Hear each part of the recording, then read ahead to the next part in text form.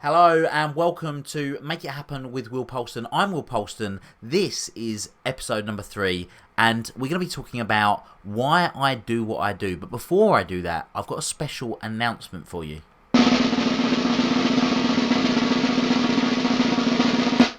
So that is the last ever sound clip you're going to hear at the beginning of the podcast. If you've been listening to the last couple, I thought it would be a brilliant idea. Yeah, I'm going to put a new sound clip at the beginning of every podcast, but so far it's taken me longer to find a sound clip for episode 3 than it would have taken me to record this whole thing. So that's it, last one done. I hope you enjoyed it. It was fun whilst it lasted. So today we're talking about why I do what I do, and I thought it'd be useful for those of you that are joining the podcast as the early adopters, having listened to us sort of recently on the back of our launch. I thought it would be interesting to learn why I do what I do. I've spoken about the ripple effect. I've spoken about my mission of wanting to empower 1 billion people. But I thought it'd be interesting for you to find out why. Because doing the sort of work that I do isn't the sort of thing that most people go to school thinking, when I'm older, I want to become a mindset strategist. It just doesn't happen, or certainly I've not experienced it.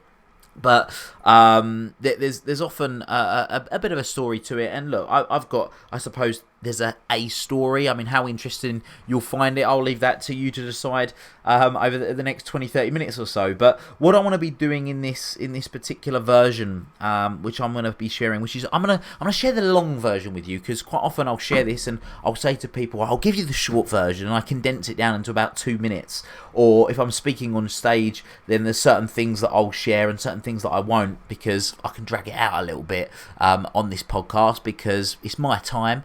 And I'm willing to share it, and if you don't want to hear the full version, you can just fast forward. But what I want to do on this version is I want to be able to share with you some of the mentors along the way. I want to share with you some of the moments, some of the monumental, pivotal moments, and then at the end I'm going to reverse engineer the key points as I saw them that maybe I didn't see in those moments. So it'll be really interested I like to think it'll be really interesting for you to listen right through to the end, and maybe right now you hearing some of what I went through, some of my journey is going to be beneficial for you, and I hope if nothing else, then it's going to just get you to understand a little bit more about me and why I do what I do. So to go back to the beginning, once upon a time there was a young boy called William. But no, going back to the beginning, I don't really have a Cinderella story like a lot of people in this industry might have.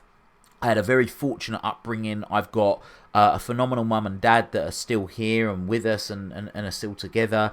I've got a brother and 2 sisters, and I love them dearly, and they're great, and things are really good. And things were good back then, but one of the things that it really stood out for me growing up was how much my dad hated his job. So he used to leave really early in the morning, sort of 5 o'clock in the morning. He'd creep into the room to come and sort of kiss me good morning as he left sort of off to work, trying not to wake me, which he often did, but I just pretended I was sleeping. And then he'd come home at 7:30 at night. And quite often he'd bring the stress and the frustration and sometimes the anger of work back home with him. At least I don't think it was us. Certainly not all the time it was us. But I really remember how much my dad used to hate his job. It was really, really evident to me. And maybe that was because of particular moments. I'm not sure, but it definitely really stands out to me. Now, I've also got 2 uncles, and I talk about my uncles a lot. They're actually not my real uncles. They're my dad's 2 best mates. And they have done very well for themselves. One of them's a billionaire, one of them's a multi-millionaire. And one of the things that I remember my dad used to say was they just got lucky. Now, it's ironic because I don't believe in luck now. And even back then, I used to think, I don't know, there's maybe it's not something called luck. Maybe there's something else. Even at a sort of young age, I remember thinking that. And anyway, that was the situation. And I remember coming home from school one day, and my dad was home, and that was really unusual because normally my dad wouldn't get home till like 7:30, whatever, 8 o'clock at night. And my dad was home, and basically he had quit his job in London to set up a business for one of my uncles. And I remember him being sort of quite enthusiastic about this. But the long story short is that never happened. That business never got going, and my dad got what I can only describe as depressed, or feelings of depression. And it was sort of stereotypical in the fact of sort of didn't necessarily get changed, slept in a separate room to my mum, curtains shut, slept all the time. And I remember realising this. And after a while, I started to sort of put a few things together. I used to think, well, hold on a minute. Uncle Mark, he's a billionaire. He always seems really happy. Uncle Steve, he's a multimillionaire. He always seems really happy, and he's like the life and soul of the party. And then there was Dad, and when Dad worked in London, all right, he was stressed and frustrated a lot when he came home, but he's a lot happier than he is now. So for me, it was obvious. Money equals happiness. So I became that kid that would do whatever I could to try and earn money. I remember being at school and buying and selling sweets, or I remember I used to open the local paper and I'd find stuff that people were selling in the paper and then go on eBay and see if it was selling for more, and I'd buy it and then quickly sell it on eBay, or vice versa. And I used to buy stuff in bulk off the internet. I mean, I used to buy Burberry caps that I don't think were real. Don't tell anyone that bought one off me when I was about 12 years old. I used to sell stickers that people used to stick on the back of their phones, and all sorts of different stuff. You know, I would always be trying to find something that I could make money with, and that was what I did a lot of the time. And this was sort of at 13. I remember doing various different paper rounds and all sorts of stuff. But by the time I was 14, I had an opportunity to start working in a bar, and they didn't know that I was 14 at the time. And I would work Saturday nights and Friday nights, and I'd be earning this money, and then I was making this money. And as a sort of mid-teenager, or early teenager, I suppose, you become a teenager when you're 13, don't you? So as an early teenager, I started to want to spend that money on stuff. So I would buy mini motos, the little motorbikes, or these petrol scooters, or basically anything that I could buy that I thought was cool. And after a while, I started buying clothes, getting really quite into fashion, like designer clothes. And when I was 15, I thought to myself, I really want to work in this designer shop. And there was a designer shop in Chelmsford called Zaga. And at the time, it used to sell Gucci, Prada, Dolce & Gabbana, Etro. In fact, I remember it was the only store in the world outside of a city at the time that sold all those brands in one store, because Chelmsford never used to be a city. Anyway, I ended up getting a Saturday job there, and I loved it. I absolutely loved it. I loved the clothes and the people I was around, and I used to work really hard, and I really did love it. And that was where I come across some of my first real mentors, Paul Dathorn, Chris Gear, Claire Springett, Jan Attrell, just to name a few, as people that I would learn from. They were great at what they did, and I would take sort of their best bits and sort of mix it with a bit of my own personality, and I really, really loved that. Anyway, the summer of finishing school, I was due to be going to, I worked the whole summer, sort of full time, and I was due to start college. And I remember saying to my mum about a week before I was due to start college, Mum, I don't think I want to go to college. I just want to own my own businesses. I want to own my own clothes shops. I want to become a multi-millionaire. That's what I want to do, which is interesting because obviously even back then I had an idea of what I wanted my end goal to be, what I now call my North Star. And I did that, and my mum said, well, look, please just go and try it. So I did. So I went to college on day one. I did quit on day one, but I said to my mum, I'll go, and I did that because I wanted to keep my mum happy. There was one good thing that came out of going to college on for one day though, and I met a girlfriend called Steph Mums. So Steph, if you're listening to this, hello. She's not my girlfriend now, but she was back then when I was 16. And So I did this, and I really, I then actually, I take a step back. I did then go to evening college for about another 2 months, and so this wasn't for me, because I was so adamant I could learn. I thought, why do I need to go to college to learn how to run a business when I'm in the business? I can learn everything on the job, because I wanted to own my own clothes shops. Anyway, when I was about, the time frame I had in my head was I wanted to do this by the time I was like 20 years old. And I remember being 17, and there was a guy in the industry, a guy called Neil Bounds, who was a bit of a legend, and he opened this shop called Moda. And the long and short of it is that Moda basically collapsed. That's really what happened. And I sort of thought to myself, right, well, if Neil can't do this, then there's no way I can. There's no way that if this legend of the industry can do it, then there's no way I'm going to be able to. So I'm going to have to change my career. I'm going to have to look at doing something different. Now, obviously, bearing in mind back then, I thought, right, I want to become a multimillionaire. That was the real goal. I was quite fortunate. Most of my customers fitted into 4 categories, and a lot of these people were quite wealthy people that were customers, and I would call them clients because we had more of like a client type relationship. And they fit into 4 categories: professional footballers, property developers, stockbrokers, and drug dealers. And I basically decided, right, I just need to get into one of these industries. So the first industry I ruled out was becoming, or first occupation I ruled out was becoming a professional footballer, because I am useless at football. The second occupation I ruled out was becoming a property developer, because I was 17 years old. I mean, what do I know about being able to develop property? And I'm not going to have the money to develop property. So, to my mother's delight, the third option I ruled out was becoming a drug dealer, and I got involved in the investment world. And what was really interesting was I quit my job, and I remember it was a real big deal for me, actually, because that job for me, it wasn't just a job. I absolutely loved it, and I remember handwriting my resignation letter and going to the company owner's house on a Sunday night, because he was more like a dad to me, and handing him this letter, and it was such an emotional time for me, sort of leaving this part of my life that at that point was so important to me. And I've got to give a special shout out to Claire Springett, because Claire at the time, I was like, do I, don't I, what if, and she said to me, Will, the relationship you've got with us here, if it doesn't work out, you can just come back.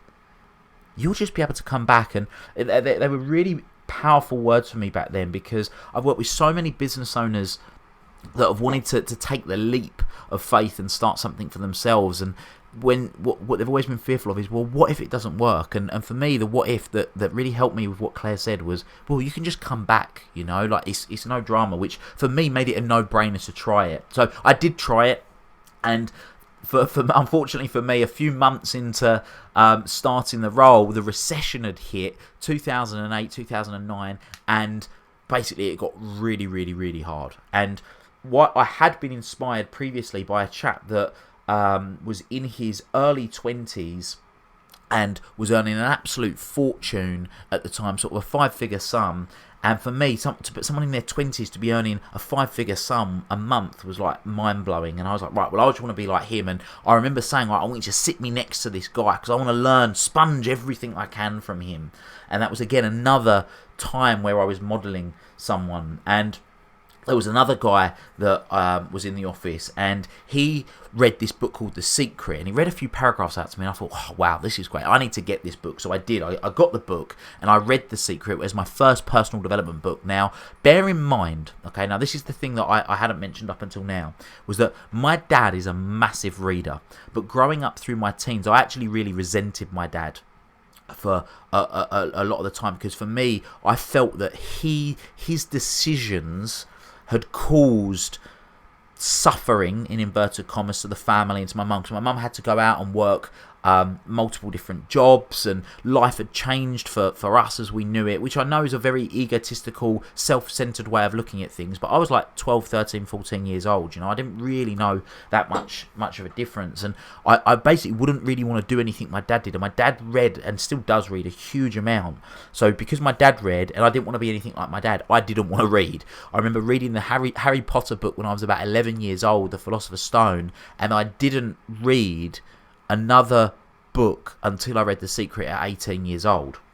So gives you an idea of how strongly I felt about the situation with my dad. And I read it, and what was really interesting to me is I connected all the dots backwards, and anything that I'd really wanted in my life I had achieved by applying the principles of The Secret, or the law of attraction, without even realizing it. And then I started doing more personal development, reading more books, watching more videos. And the more personal development I did, the more money I made. The more personal development I did, the more money I made. And remember, my belief back then was money equaled happiness. Eventually I got headhunted, and I moved to another brokerage, and I worked with these 3 great guys, and one of them really stood out to me because he was really into his personal development. Adam Starks. Adam, if you're listening, hi mate. And he said to me, we're going to go to see this this guy called Tony Robbins. You might have heard of him. I was like, Tony, I love Tony. I watched loads of Tony's videos. So we went to UPW, Unleash the Power Within, together. And with a few of the other guys in the business that were into personal development, which again, interestingly, the people that were into personal development were the top performers, if you like. So we went to this event, and that was where I had what I call my lightning moment. So day one, it's like a real pump up event. You walk on fire, and it's a phenomenal event. I highly recommend people go to it. But day three, it was like bam, felt like I've been struck by lightning. I remember crying my eyes out for about 15 minutes, because in that moment I realised my belief that money equals happiness that I'd had for 10 plus years prior to that wasn't what it was really about. What it was really about, the real driver, was to do with my dad. And the way that came about was when Tony shared what he calls or what is known as the Thanksgiving story, which is one of his own personal stories. And what happened was, years ago, when Tony was a young boy, it was Thanksgiving, and his family couldn't afford Thanksgiving dinner. And there was a knock at the door from a stranger, and a stranger had a Thanksgiving dinner for them. And Tony opened the door, and they said, "Look, young lad, is your one of your parents here? We've got a dinner for you." And his dad comes to the door, and he said, "We don't accept charity," and slammed the door. And the guy sort of got in the way, whether it was a foot or a shoulder or something, and said, "Hey, look, don't." I'm paraphrasing, so I can't remember exactly what it was, but it was something on the lines of, "Don't let your ego get in the way of your family being able to have a Thanksgiving meal," or something to that effect. And then the dad sort of came back in, they put the food on the table, and the dad ended up leaving, and the dad sort of didn't come back after that. I think he did eventually, or whatever, but in that moment, and I just started crying my eyes out, because for me, all I was hearing was my dad's story, when he used to say, "Your uncles, they just got lucky," and someone was there to try and help things, and things didn't move forward. And I vowed in that moment, I was like, wow, I've realised that actually for 10 years, this drive, this passion, this motivation that I've had, that I thought was for money, was actually because I wanted my dad to achieve what he was capable of, and I wanted my mum to be able to have certain experiences, and my family to have certain experiences, and that was the real driver. And I thought to myself, wow, if this guy, this legend of the personal development industry, had an experience like that, and it's been enough of a driver for him to do what he's done for the last 40 years, I want to do the same as that man.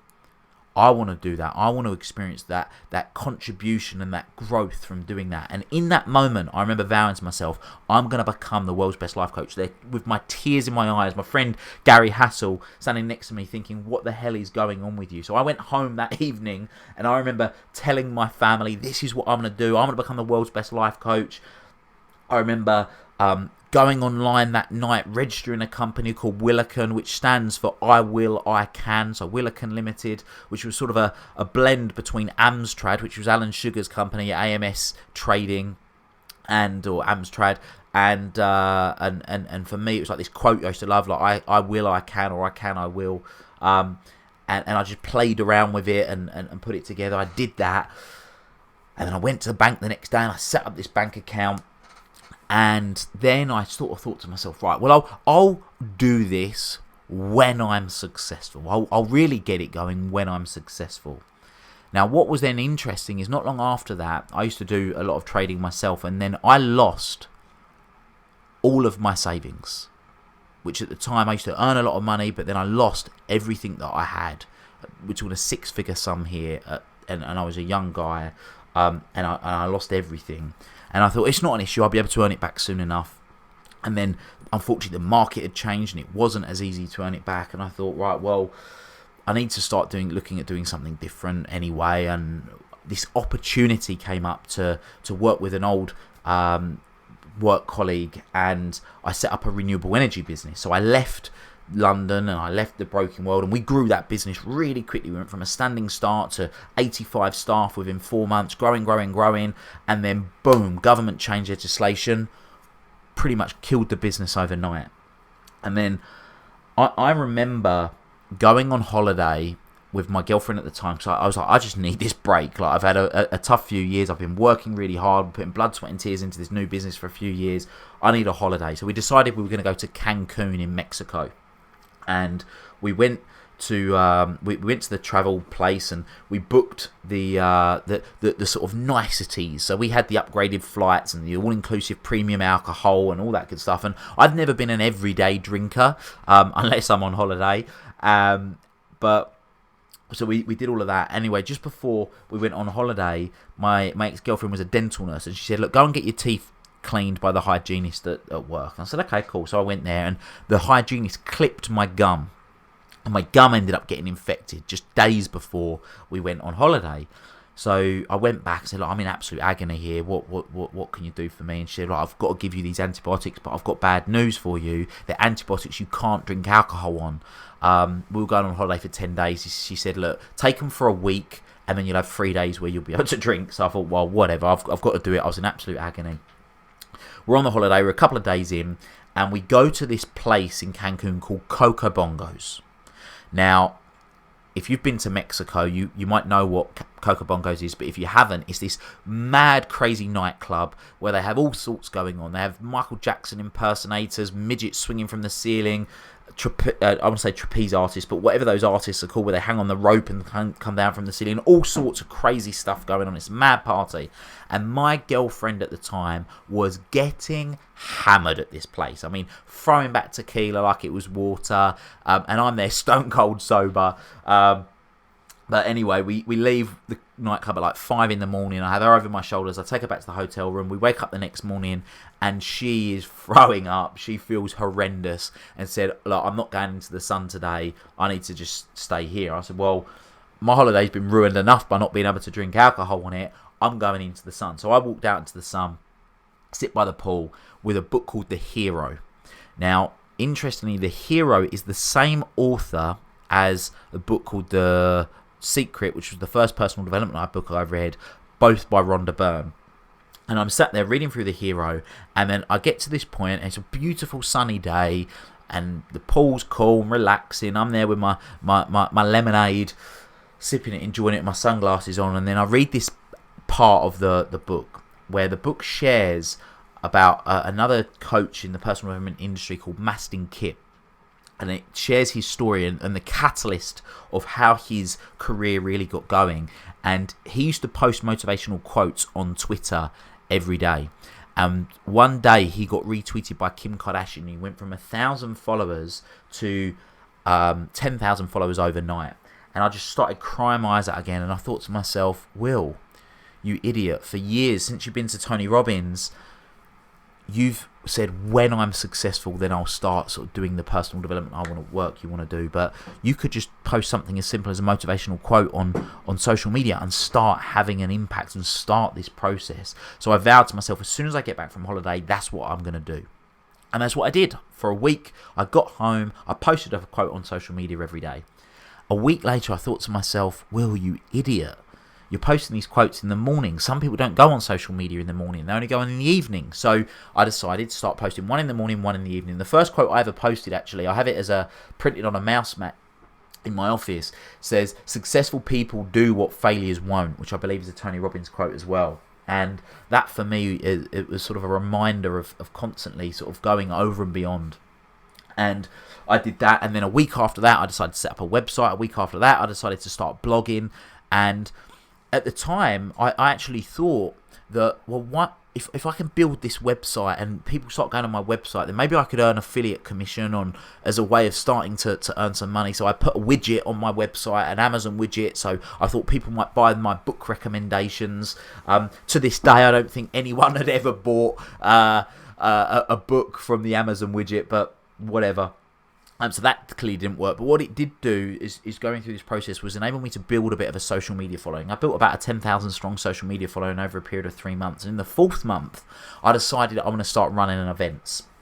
So I was completely naive to the industry. I hadn't had training, I hadn't had mentoring, but I just had this drive, this passion, this desire to want to make an impact. So I thought, right, I'm going to put on a free event every week. I'm going to give loads of value, and then I'm going to give people an invitation to want to come to a paid workshop that I'd put together called Unlock Your Potential. Now, my first event, my Unlock Your Potential Discovery Evening, 36 people turned up. Now, 33 of them were friends and family. Only 3 were people I didn't know. And I did sell a ticket. I did sell a ticket. So definitely not the 20% that I thought that I was going to be able to enable to enroll. The second event, I had 16 people there. I sold no tickets. The third event, I had 12 people there. I sold no tickets. And then the last event, I did have 13 people there, and I did sell 1 ticket. So it wasn't a complete failure, but it was something that I deemed as not going to work for the short term, certainly for the foreseeable future. So I needed to change tack. Now, like I said, I had this drive, this passion, this inspiration. And I thought to myself, well, other coaches, trainers, speakers, they must have this same challenge. And my theory was simple. Nobody reads just one author. So why should they just have one coach? Why don't we all work together? And that was my theory. So, I sort of thought to myself, right, what can I do? And I'd heard of this guy, a local guy called Mark Davis, who had a TEDx license. I thought, well, he must know loads of speakers that are coaches. Let's work together. Let's get together and sort of amalgamate this. And he'd been running something called the Yes Group, or was the leader of the Yes Group for Carl Pearsall.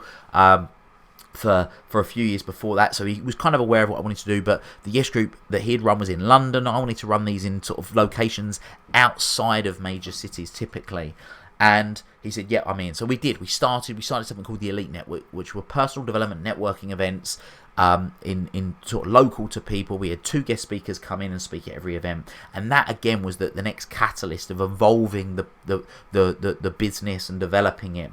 Now, what also happened not long after that was my goal. Bear in mind, I was saying my goal, having been to the Tony Robbins event, was I wanted to become the world's best life coach. But I had a coaching session, a discovery coaching session with a guy called Harry Singer. So Harry, if you're listening to this, hi. And I remember sharing my story with him, and I specifically remember saying, my purpose is to become the world's best life coach. And he said, that's not your purpose. And I remember thinking, no, trust me, it is. That it really is. I really know that this is my purpose. I can't express it enough. This is what I want to do. He said, no, I know that that's not your purpose, because it's about you. And I didn't really understand what he meant until a few months later. I had started my NLP training, neuro-linguistic programming training, and by the end of that course, I remember standing there and realizing what he meant. And my new goal was, I wanted to empower 1 million people. That was my goal. I want to empower 1 million people. And then after I finished my NLP training, I went off and I'd done a few other courses. So I ended up becoming an NLP master practitioner. I became a member of the International Coaching Federation. I became an accredited master coach. And then a few years on, the business was continuing to develop, and I was sort of learning from these great people. But it was really tough. It was really tough. Things weren't going the way that I wanted them to. And if you ask great questions, you get great answers. And I remember waking up one morning and thinking to myself, what would I do differently if my goal was 1 billion people? And I had some ideas of, basically I would be doing bigger things and taking bigger action, and I would just basically get further out of my comfort zone. And in that moment, I decided the goal's 1 billion. I mean, what's 3 zeros at the end of the day? And that became my new goal, and it developed and it evolved, and I continued, and to this day I still continue to develop and evolve and grow. I mean, I study 2 to 4 hours a day typically of learning the most up-to-date nuances in human awareness, human potential, to enable not only me to grow, which I love doing, but me to be able to have an impact on other people and have that ripple effect.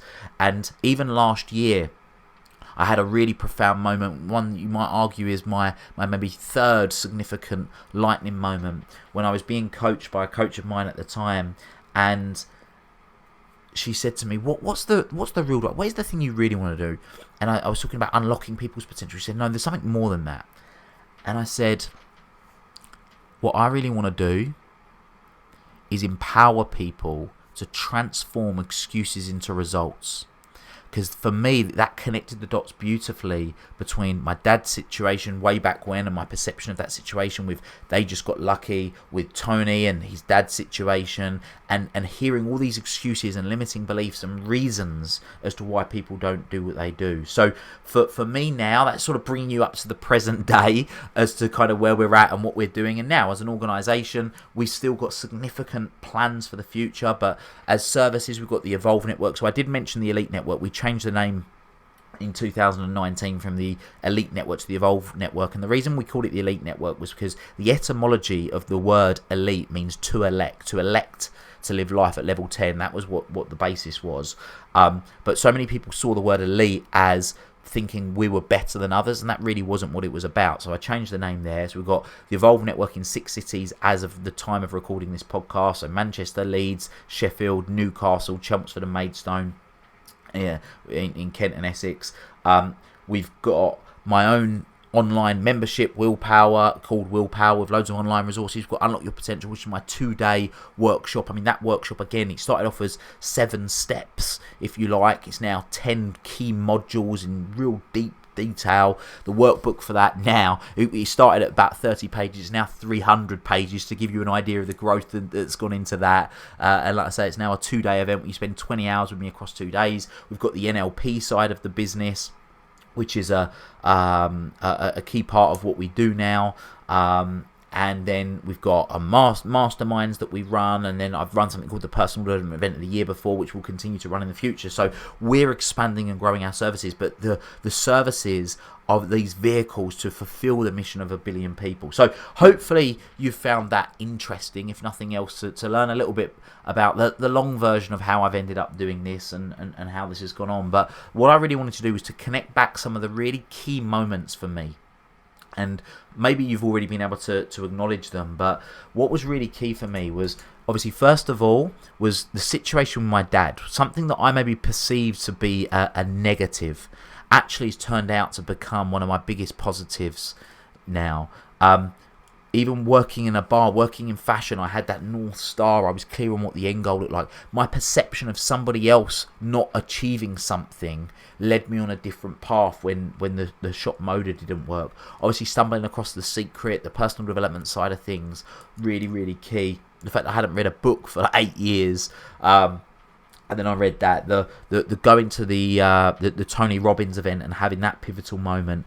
But one of the ones that really stands out for me, again, one of the things that was a bad thing was having my gum clipped and not being able to drink alcohol, which was the catalyst for this whole next part of the journey. So the reason I share that is the things that we perceive to be our biggest challenges can actually become our greatest strengths. And I'm still on this journey now, and I'm still working through this, and I've still got challenges. Right now, I'm still going through a major challenge right now with stuff that we've got going on, but it's being able to have that peace of mind that you will come out the other side. It will be different. It will change. So I truly hope you found this beneficial. I want to take the time now to thank every mentor, direct and indirect, that has been a pivotal person in my life, and there's so many of them to thank. Obviously, the names that I've already mentioned, I'm not going to go through and reel all the names off. People that I've already mentioned, there's people that I haven't mentioned, but most importantly, I want to thank you, the listener, the person that's listening to this right now, because it's you that gives me the drive to want to get up and want to do the things and study and learn and take it to the next level. Because when you achieve what you're capable of achieving, when you transform those excuses into results, the impact that you have on other people and the impact they have, the ripple effect, is a game-changing feeling for you, and also for me, having the privilege of being able to be a part of that. So like I say, that is the long version. I've pretty much wrapped it up now. I think I've covered everything. I'll be really kicking myself if I hang up and think, oh damn it, I forgot that part, but I'm sure there'll be an opportunity to revisit at some point in the future. I hope you look forward to our next episode, and of course, if you've enjoyed this, please subscribe leave us a 5-star review if you deem the podcast worthy. And of course, remember, you can join the Make It Happen community Facebook group. It's a free Facebook group if you want to connect any further. So enjoy whatever it is you're up to now. Until next time, make it happen.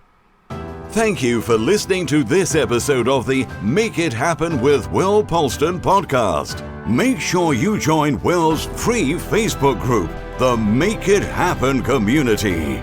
Please support the show by subscribing on iTunes, Spotify, Stitcher, SoundCloud or Google Play. Share this episode with at least one friend you think would benefit from it, and give Will a 5-star review wherever you download your podcasts. Until next time, make it happen.